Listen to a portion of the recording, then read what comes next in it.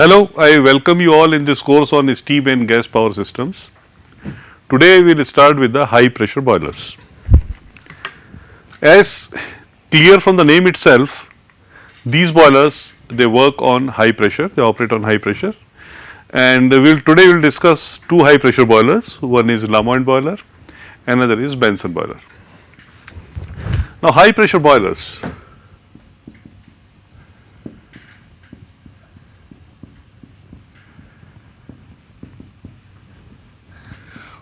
First of all, we should understand the need of the high pressure boilers. If you look at the Rankine cycle, this is temperature and this is entropy.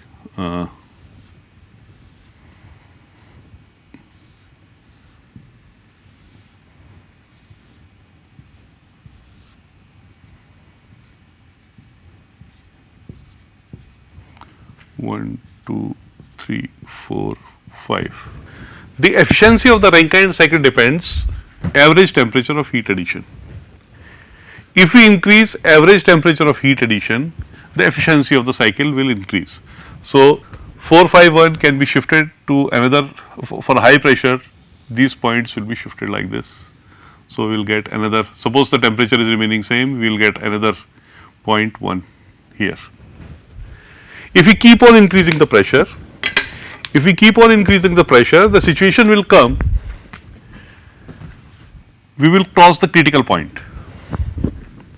And when we cross the critical point, in that case, the process will become something like this. When the pressure in the boiler or the boiler is operating beyond the critical point, then it becomes the supercritical cycle, and because the net temperature of heat addition is high here, that efficiency is high, right. For steam, the critical pressure is 221, approximately 221 bar. Our high pressure boilers, like though these high pressure boilers do not operate to that high pressure, right. So but still they are on high pressure. So first of all, we will decide, we will draw a line for high pressure boiler and low pressure boiler. So low pressure boiler,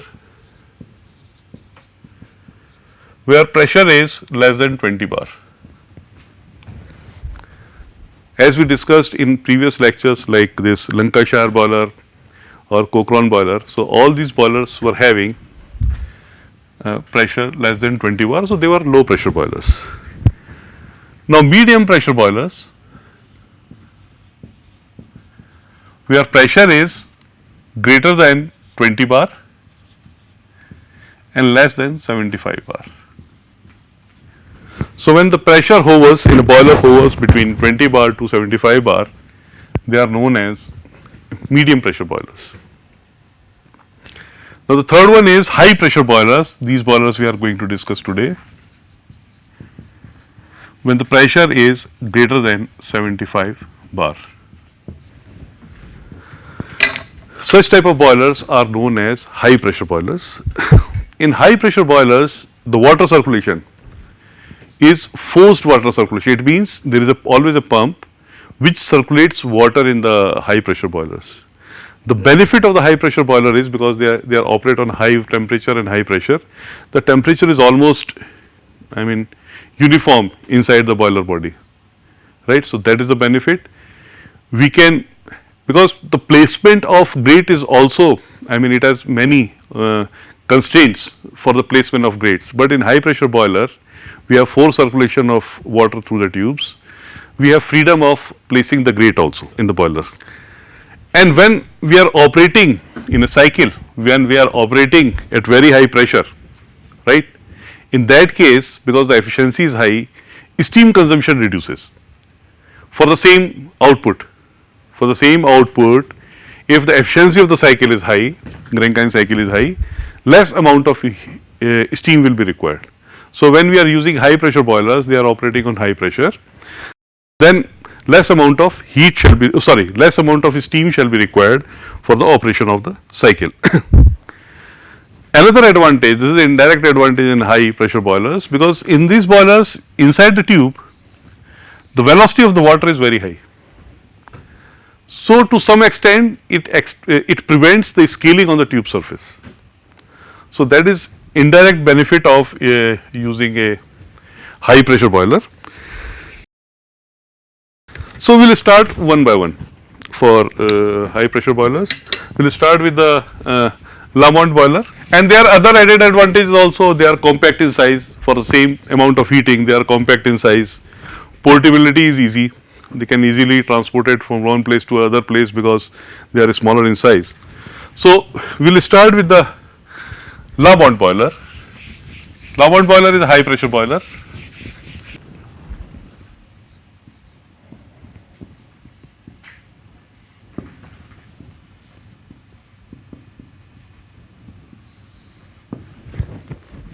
It was, as it is clear from the name itself, it was invented by Lebon in year 1925, right. The capacity, because in a boiler the capacity is important, right. So, capacity of this boiler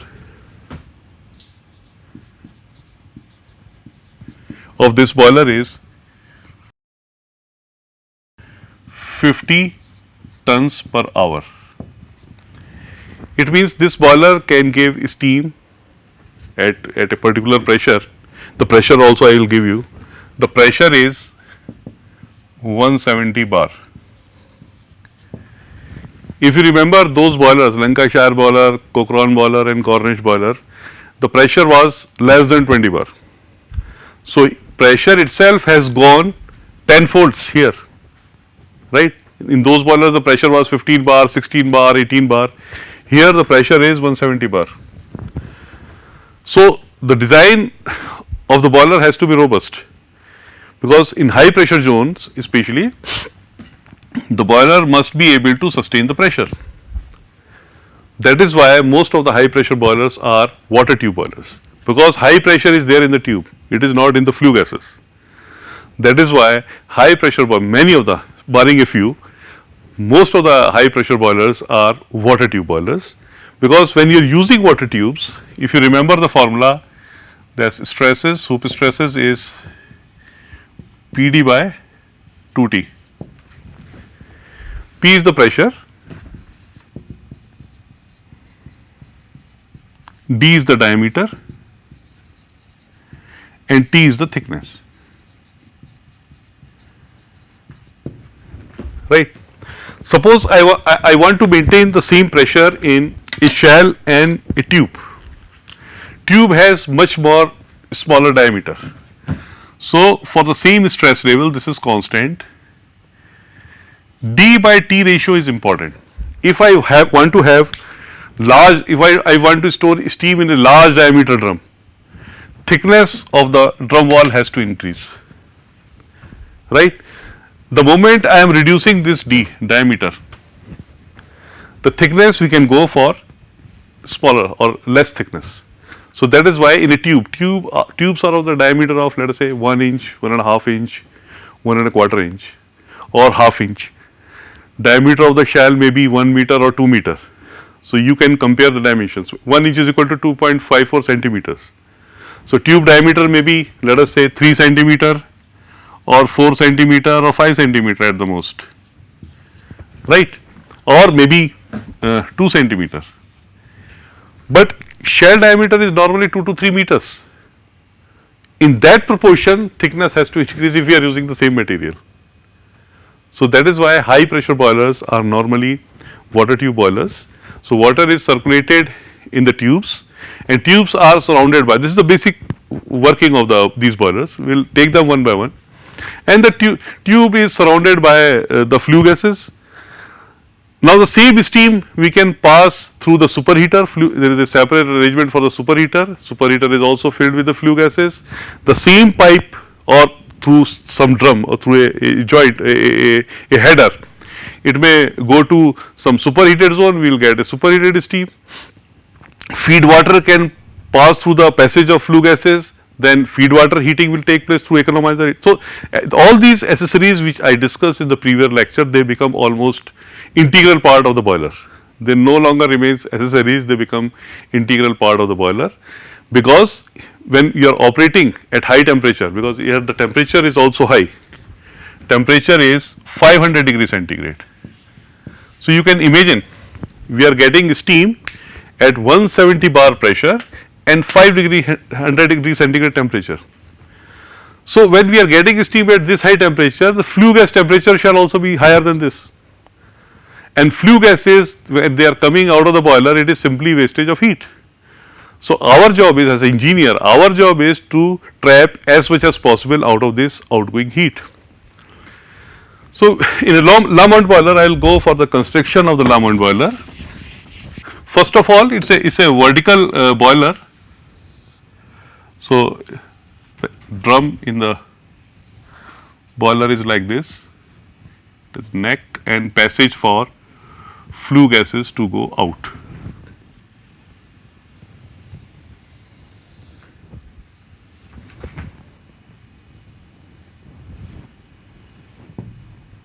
From this passage, the flue gases leave the boiler, right. Now, at the bottom of the boiler, the fuel is burned and grate is provided. A lot of heat goes out with the flue gases, because I mentioned earlier the steam is generated at 500 degrees centigrade. So, definitely the heat carried away by the flue gases is relatively higher, and with the help of an air preheater we can tap this heat. So, air heater is fixed somewhere here and air is circulated with the help of a blower. When air emerges from this side, this high temperature air is sent to the grate, and at below there is ash pit.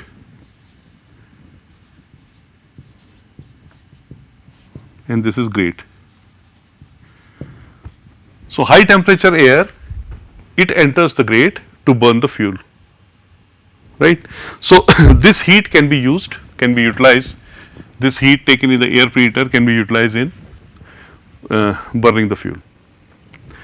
Now, this boiler has a small drum also. It is partially filled with the water, and partially filled with the steam. Now, this water, partially filled water, this water is circulated in the boiler for purpose of generating the steam. Now, one more thing we can do, we can put an economizer in the boiler. So, the heat, and somewhere here, so heat which is taken away by the flue gases can be tapped for heating the feed water. So, an economizer is fixed. So, feed water supply system, there is a feed water supply system, feed pump, and feed water is supplied to the. So, this is economizer in the boiler. I will not write here, but I will show you. This is, I will indicate this is economizer.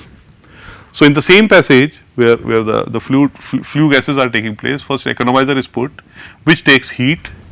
The feed water takes heat from the flue gases, and then the air which is used for burning the fuel in the grate takes heat from the flue gases. Now, this water enters but this is a high pressure drum, the pressure is high in this drum. It is half filled with the water, feed water. It means upper half steam is stored, and below that there is feed water. Now, this feed water goes to the boiler shell. So, for circulating feed water, a pump is required. Now, this pump pushes the water in the shell, and here there is a header, because in the grate there is a radiant heating of, so there are number of tubes. So, there is a radiant heating of the water, and water is converted into the steam, right.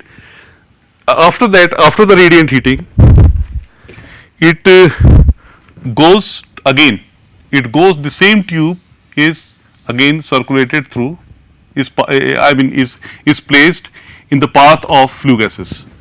So, there are two types of heating of this feed water. One is radiant heating from the grate, and then from the flue gases. After this, water is converted into the steam, and steam is sent to the drum for storage.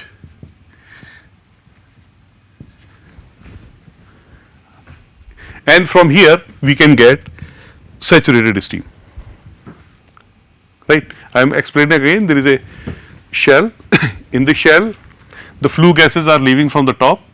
So, air preheater is fixed in order to preheat the air which is used for burning fuel in the grate, and below the grate there is a ash pit, and an economizer is also used for preheating the feed water. Water is collected here, right. Then from this shell the water is taken and it is circulated inside the shell. First radiant heat takes place, heating of this tubes takes place, then convective heating of tubes takes place, water is converted into the steam, water is converted into the steam and stored in the shell. Now one thing is remaining, superheating of steam. So simply steam is taken from the shell, steam is taken from the shell, this is saturated steam, it is once again passed through this flue gases and we get superheated steam. That is it. That is the working of Lebon boiler. Lebon boiler, small diameter tubes are used. When we are using small diameter tubes, the heat transfer is effective. It is quite effective because in that case surface to volume ratio is high if you are using the small diameter tubes. And second thing is it has got very high evaporation rate because there is a forced circulation of water. In fact, we have to maintain forced circulation of water in the boiler because it has very high evaporation rate. Rest of the things like mountings are always there, they are integral part of the boiler, pressure indicator, water level indicator, this and that. I have not shown that. I have simply schematic shown you the movement of the fluid or the working of a Lebon boiler. Now the next one is Benson boiler. Benson boiler. The Benson boiler was invented by Mark Benson in year 1922. Previous one was in 1925. This one is in 1922. Capacity of this boiler. Capacity of this boiler is 150 tons per hour, 3 times of the capacity of the Lebon boiler had capacity of 50 tons per hour if you remember. So, for the capacity of this boiler is 150 tons per hour. Pressure is also 200 bar, right. So, it is very close to the critical point, the pressure, because in previous one the Lebon boiler the pressure was only 170 bar. So, in Benson boiler the pressure is 200 bar, temperature is 650 degrees centigrade, we can go up to 650 degrees centigrade. So this is, I mean the specifications are on higher side, pressure is high in comparison to the Lebon boiler, pressure is higher and the temperature is also higher. Another thing is, beauty of this boiler is within 10 minutes it will go to the peak value, I mean it is very quick in response. This boiler is very quick in response. Another characteristic of this boiler is it does not have any drum. So, it is a drumless boiler. In previous boiler there was a drum, in a Lebon boiler there was a drum where steam was stored, drum for the storage of steam. Steam was stored, saturated steam was stored, but in this boiler there is no drum. So, that is why it is also known as drumless boiler. Now, if there is no drum, then portability automatically increases and the weight of the boiler is also reduced. Weight of the boiler is almost reduced by 20% if we are not using drum, because steam has to be stored at very high pressure. So, when steam has to be stored at very high pressure, definitely the design of the drum has to be a robust design. So, it constitutes around 20%, approximately 20% weight of the boiler. So, that drum is not here. So, approximately 20% of the weight of the boiler is reduced. Now, again this shell is a vertical shell.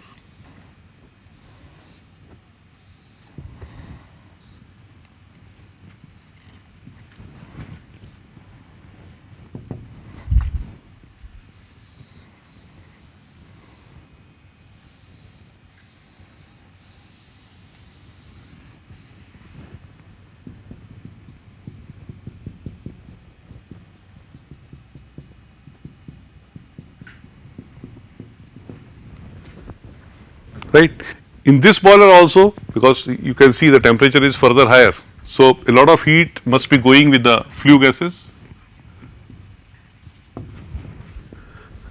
So air preheater is provided in order to preheat the flue gases, and definitely this heat will come to the grate.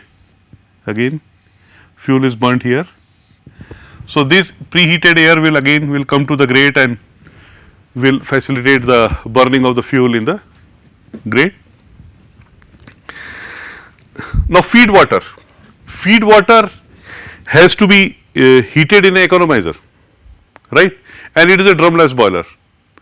So in single go all the operations will be done, preheating of feed water or heating in economizer, heat conversion of water into the saturated steam and superheating of steam, right. So there is a single tube for feed water, and the feed water passes through economizer, takes, because flue gases are moving in this direction, so it takes heat from the flue gases. After economizer, after preheating, then radiant heating has to be done here, right. So water, feed water which is heated in economizer, after taking heat in economizer, it is transported to a place above the grate, and there is an arrangement of the tubes, parallel arrangement, so that effective radiant heating of water takes place with the help of with the fuel which is burning in the grate. After radiant heating, the convective heating of the water is done. So I am just again explaining the circuit, because it is a single go, right. Feed water is, this is economizer to radiant heating to convective heating, right. After convective heating, we can take the steam out if we want saturated steam. If we do not want saturated steam, then again it goes to the superheater, and superheating take of the just a minute, it will not go from top to bottom, it will go from bottom to top. Superheating will take place and the superheated steam will emerge from here, right. So I hope that the circuit is clear to you. I can explain it again.